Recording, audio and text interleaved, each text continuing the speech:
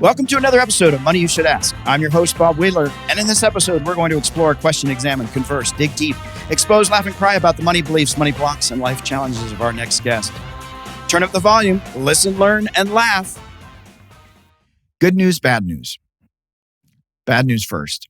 Growth comes from learning, which is a lifelong endeavor. Good news, growth comes from learning, which is a lifelong endeavor. At the Money Nerve Academy, we hold space to explore, navigate, discover, and heal your relationship with money. With our online course, Mastering the Emotions of Money, you can get in touch with your fears, blocks, and beliefs around money so that you can become more aware of your current financial story. By understanding why you do what you do with your money, you can create a different ending to your financial story than the one currently taking place.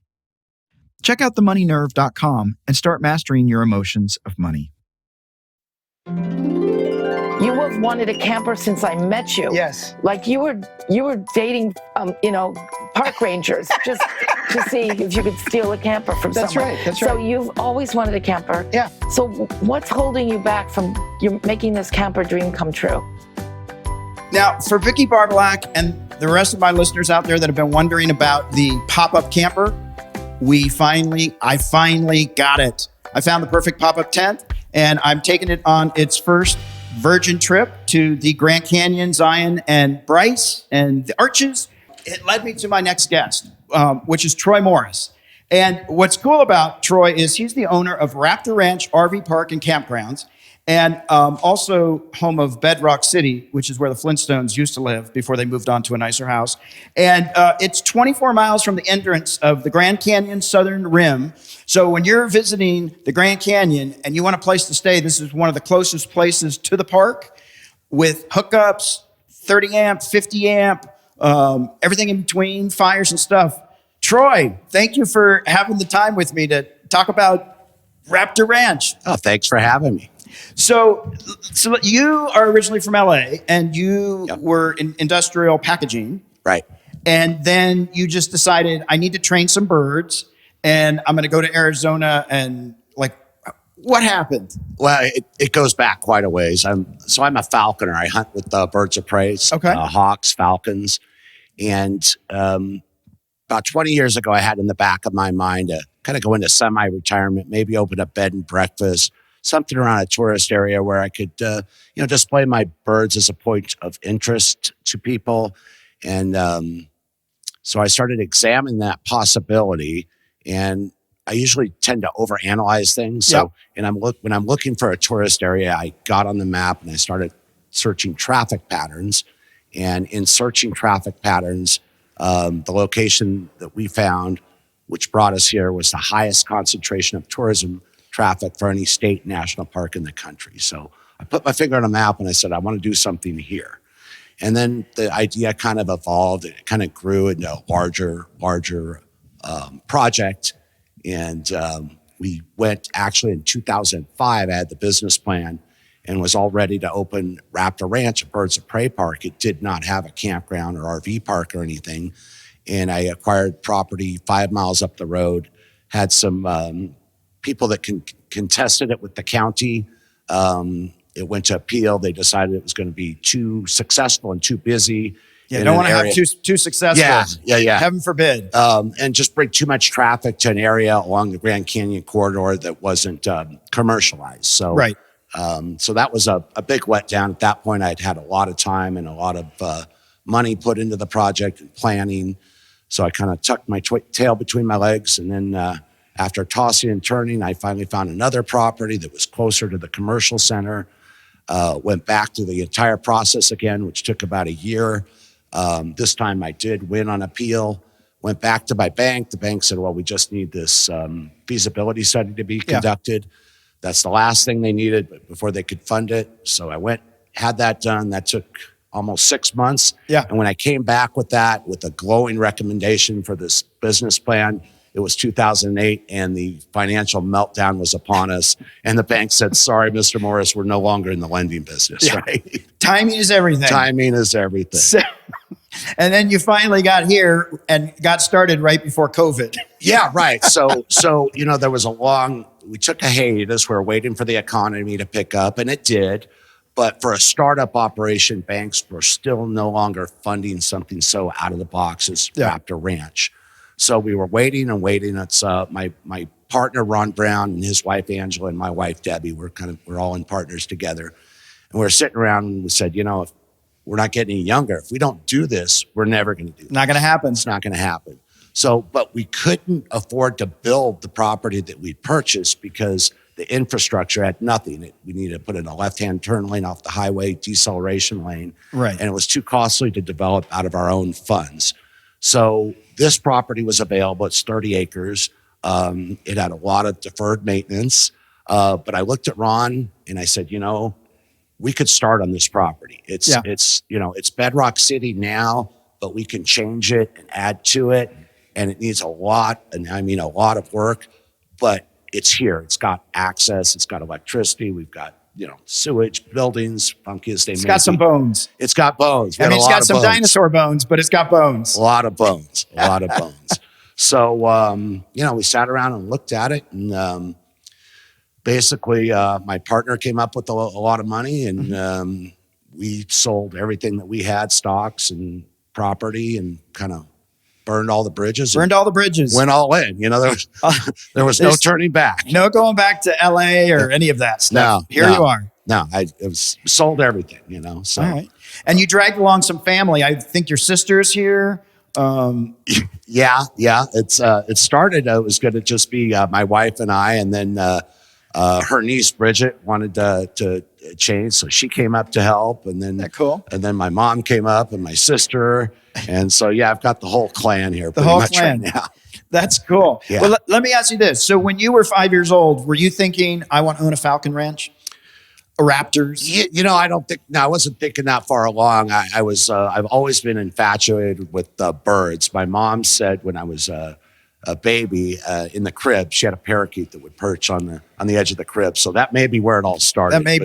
But as long as I can remember, I've been infatuated with birds of prey, and I've been flying them and training them and breeding them for 30 years now. Wow. Yeah. Now, did you do that when you were in LA? I did. You did?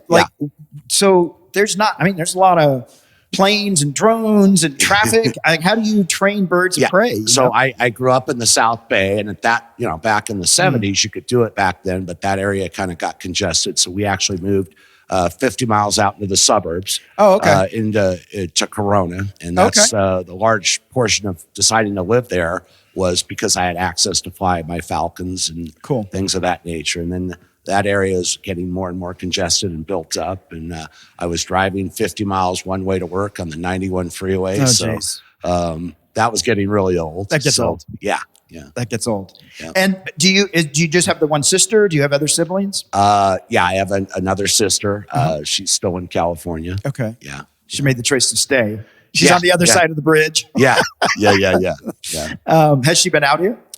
No, she has not been out here yet. No. All right, sis, get out here.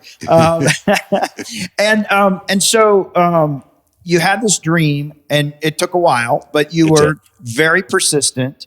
Like, what made you say to your partner, Ron, now it's do or die, now or never? What was it that, was there, at some point we know it's not going to happen anymore if we don't? Yeah, it was kind of a gradual thing. So, after OA, we knew we were going to have to put it on hiatus for a while. So we said, all right, we're going to shelf this and we're going to wait. And we were waiting and waiting. And even though the economy picked up, the lending for a startup business just became apparent to us. It was never going to be the way that it was. We would probably never get the funding to start it in the way that we thought we were going to start it. So we kind of, got together and looked at the funds that we had and said, okay, this is how much we have. How do we make something start? How do we start growing a company with these amount of funds? And my partner had some commercial properties. He did a land exchange on the sale of those that helped us buy into this property. And we brought in the money to fix it up and just decided we could actually make a go of it with our limited funds. And we decided, I told my wife, and she's a city gal. We are, to give you an idea, we're 50 miles from the nearest, Sam's Club. There's 100 miles from a Costco. Right. Okay. So I took my city girl wife and I said, oh, you're going to love it, because she's a real people person, right? I said, we get international travelers, people from all over the country. You're going to meet all these interesting people. So I came up here for a year to get the property ready. And while she stayed in California, got the house ready for sale. And she finally comes up here. And when she got here, COVID had just hit. Grand Canyon was closed. And there was not a soul in sight. Oh, no. And it's like, oh, boy, what have we done? What have we done? But she was still in. Yeah, well, like I said, we'd burned all the bridges. We burned all the everything bridges. was sold. Yeah.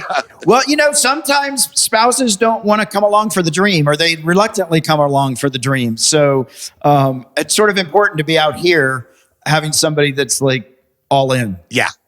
She's definitely been all in. She's a good sport about it. And it's been tough. It was nowhere in the business plan did it say worldwide pandemic. Right. It was not in the business plan. In the business plan, I looked back on 2008, and we looked at what that did to business in this area, which was certainly sustainable and not a problem. But the whole COVID thing really, that really made it tough the first year. But we're just, we look at it as it set us back a year, right? Yeah, so exactly. We had to suspend some building and some major improvements that we wanted to do to the property to have ready for this year.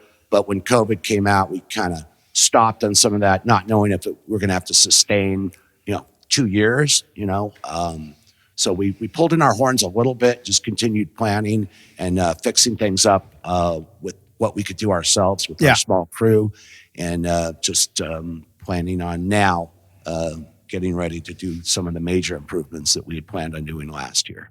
No, that's cool. Now, have you had any interesting people come through from all around the world, even though it's at 70% is down of tourism? But well, I mean, there really is no international visitation this year. Oh, so it's all domestic, right? Yeah, that's right. So, but yeah, we've met a lot of interesting people from around the country and finally, around September, people started moving around and traveling around more. So yeah, we're starting to see some of those people, but it was pretty eerie there for a while. That's got to be rough. Yeah. Now, do you live on the premises, or do you? I do. We've got it's 30 acres here, and on the south side, we've got a house there. Oh, nice. Set up, and then I've got a 120-acre parcel up the road that's got a home sign on it where most of my bird barns are and most of my birds are. Yeah. Oh, okay. So the birds are on the other barns. You probably won't ever bring them. No, the intent was to build all of the barns here. But when COVID hit, I didn't want to spend, $150,000 putting in facilities for birds that I've already got up the road, right? Yeah, makes sense. Yeah, we put a hold on that. We're just kind of driving the birds in here every day and doing flight demonstrations with them. And then we'll continue to pursue the housing for the birds here. No, that's super cool. So yesterday, I got to see two of the birds. The ones, it starts with a P. The peregrine. Peregrine. Yeah. Which is a beautiful, beautiful bird. Yeah. Loves pigeon, by the way. But no birds were harmed in the, at least not immediately. They might have been harmed a little earlier when they had to give up their legs. But I got to watch them eat. That was her. Yep. The other bird was a white bird, I believe. Yeah, he was a hybrid, Gyr peregrine hybrid. Okay. Yeah. So I didn't know that birds could interbreed, so to speak. Yeah, it's generally done through artificial insemination. Oh, yeah. Okay. We don't have to go into the details there. Okay, all right. But it's also done naturally if you put the birds together. Yeah. I didn't know if the bird's like, you're not my type. Yeah, they kind of get that way. Okay, all right. And then how many birds do you have, that you're breeding? And that's I've got in the neighborhood of 50 birds. Wow. Yeah. And then I know somebody was here yesterday that wanted to train their birds. So do you let people come and train their birds? Or they're just people that's a friend of mine who's out here helping out right now. Okay. So people don't come to train their birds here, but we're part of what Raptor Ranch is going to do is let people experience flying birds of prey. Okay. So we'll have beginner falconry lessons for people. Oh, awesome. So they can learn to fly a bird of the fist and things of that nature and introduce people to falconry and what that's all about. Oh, that's super cool. I remember seeing a show where this woman went to train with these falcon trainers in Mongolia. Yeah. And these birds have been trained this way for 1,000 years or 2,000 years. Yeah. And then at a certain point they let the birds go or something. And she was there a year or something. Right. you won't do it that long. You just like people No, these will be and brief. These will be brief. 2 to 4 hour programs where people can learn about the birds, learn to handle them, get an experience flying the birds, and just an introduction to falconry, which is the sport of hunting wild quarry with a trained bird of prey. Okay. Yeah. And what is your? I know if the other birds, hopefully they don't hear this. Which is your favorite bird? The peregrine falcon is my favorite bird. Yeah. Okay. Yeah, they're a popular bird for falconry. They always have been. They're vigorous birds. They're easy to get along with. They're courageous. They're fast.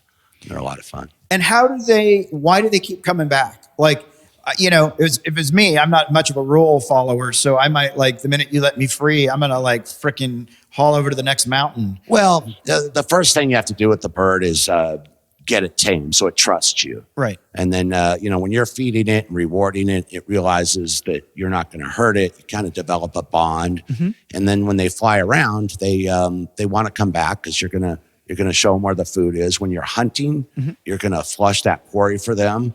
And they realize that this guy walking around is good because he flushes these ducks for me to fly and catch. And they just realize it all works out.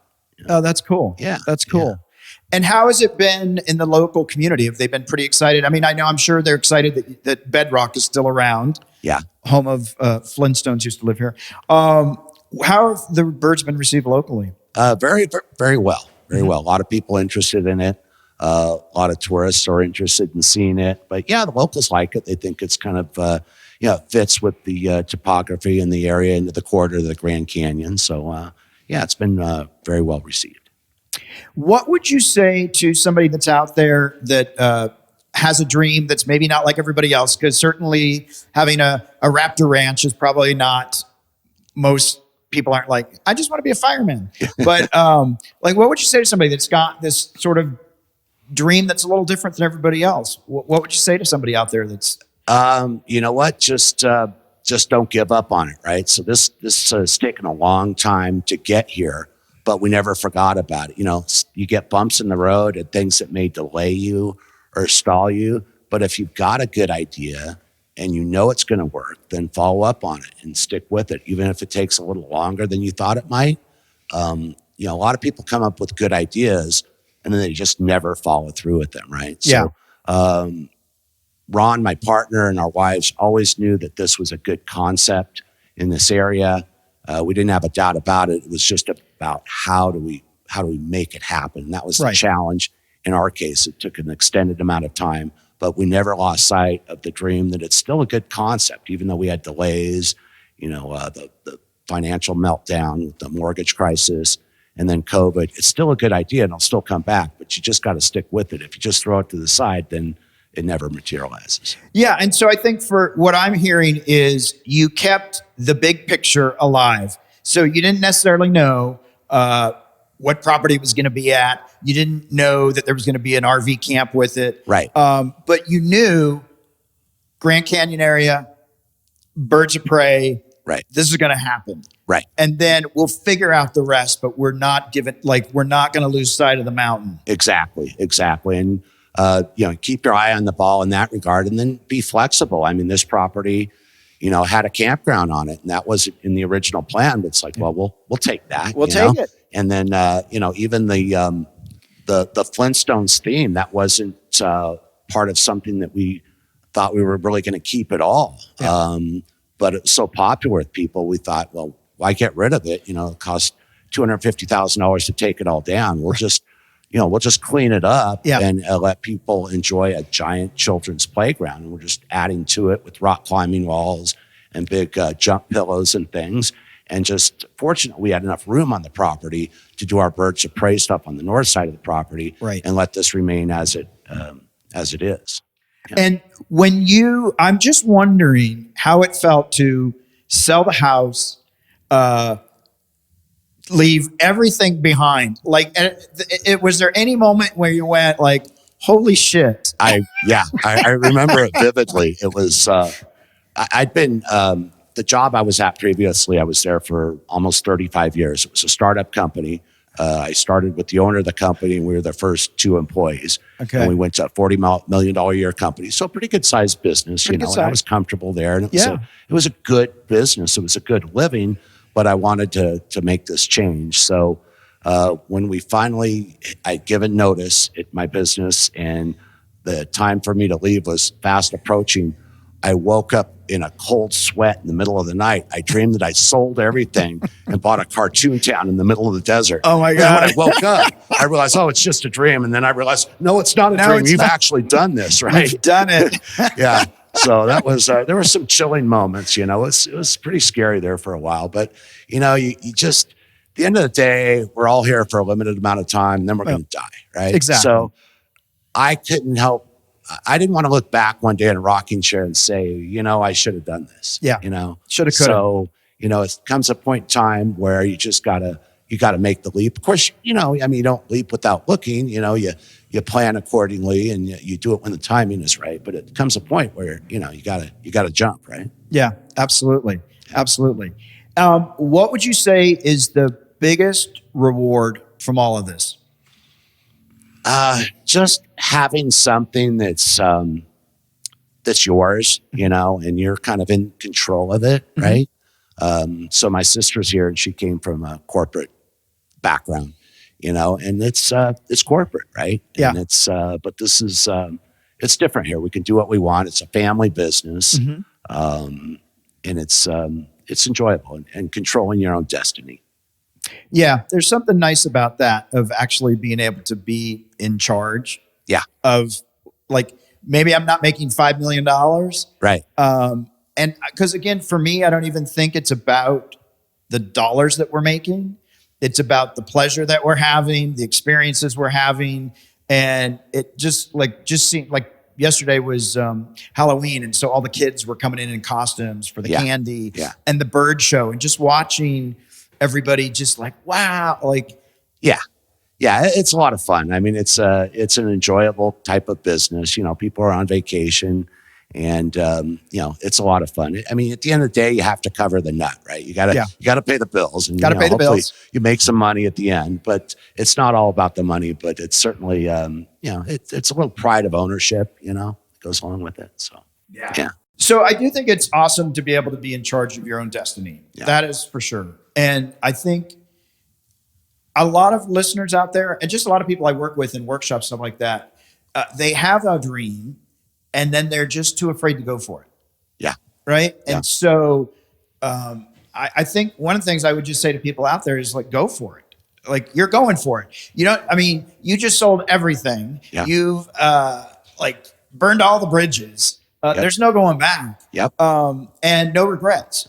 No. I mean, even after COVID, that made it tough. That wasn't the plan, but we're going to get through it. But I think the key is looking before you leap, looking at well. And I mean, I studied this a lot. So I we kept looking back, and it's like, this is a good plan. This is going to work. There's no way this is not going to work unless you're just completely mismanage it, right? So you just got to make that decision at some point after you checked everything. You got to go. You got to go. Yeah. And did you have naysayers? Did people, like, when you quit your job, were they like, Troy, what are you doing? Or was everybody really supportive? No, I think everyone was pretty positive. I think generally people were pretty positive. I don't think I really had anyone that just said, no, don't do it. Yeah. And your mom's on board now? I mean, she's obviously here. So she's, train left the station and everybody jumped on. Exactly. That's cool. Yeah. And have any of your LA friends or any of those folks come out this way yet? Or I've had a bunch of friends come by, so it's pretty cool. Yeah. Oh, that's cool. Yeah. They all, making a point to go to the Grand Canyon and stopping by and saying hello while they're up here. So it's kind of nice to see them. Yeah. And, I just had this thought. I don't know how long birds of prey live. I mean, I'm sure there's different ages for different ones, but you were talking about your favorite bird. How long, what's their lifespan? So peregrines in captivity can live to be about 25 years old. Okay. And some of the larger birds, like the eagle owl, is substantially longer. Some of the smaller birds, last 15 years or so. So okay. Yeah. Do you have will this become a sanctuary? I mean, the birds will be here for, maybe for the next 200 years. There might be birds here, right? And bedrock may be here for 200 more years. Right. How do you plan for their legacy, for their... Well, you get birds. It's like having an older dog or cat. They just kind of go into retirement. They're not going to do the flight routines that they did when they were younger because they just slow down. But you just keep them comfortable and house them. And eventually, we do plan on opening a rehabilitation facility here. Oh, cool. For wild birds that are injured in the area. But first, I've got to get all my birds over here first, and then get some corporate sponsorship to help us out with putting up medical facilities so we can repair some of these birds that have been injured in the wild. Okay, awesome. So it's definitely in the business plan. Yeah. That's super cool. I saw a whole bunch of black type hawks maybe that were in the Grand Canyon near the rim. Ravens. Those are ravens? Yeah, there's a lot of ravens there. But wow, they look so different than the ones in LA. Well, in LA, what you're seeing are crows, right?